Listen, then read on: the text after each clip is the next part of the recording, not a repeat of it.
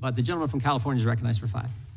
Mr. Durham, several people today, including Ranking Member Nadler and 3 representatives from California, Mr. Schiff, Mr. Swalwell, and Mr. Lieu, have attacked you.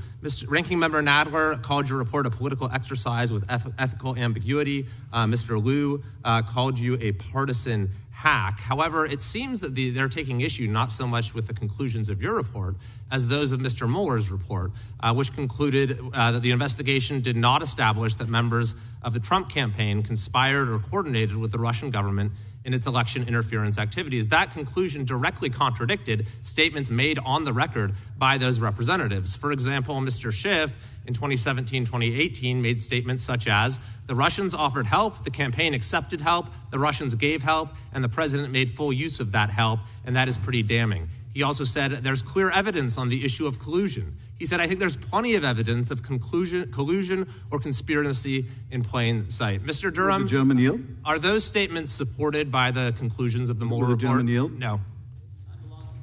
Mr. Durham, are those statements supported by the Mueller report? I don't believe so.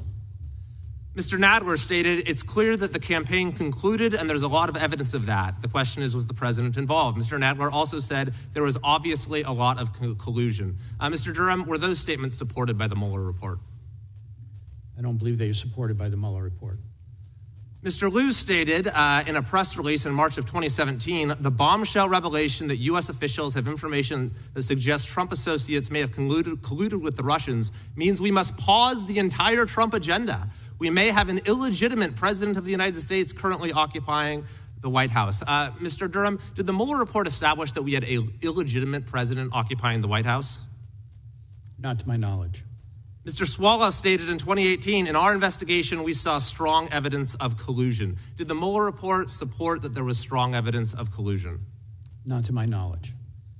Even here today, we had Mr. Schiff raise questions about your public statement during the investigation, saying this somehow violated a DOJ policy. However, Mr. Mueller himself made a public statement in January of 2019. This is an article from CNN, headline, Mueller's office disputes BuzzFeed report that Trump directed Michael Cohen to lie to Congress. So whatever policy there might exist in the DOJ with respect to public statements by special counsels, it would seem that you and Mr. Mueller would be on equal footing with respect to it. Is that correct?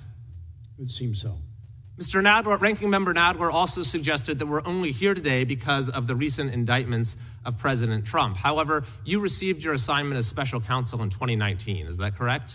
That's correct. 2020. The special counsel's in 2020. In 2020. And was that before or after the events alleged in the recent indictments by the president? That was before.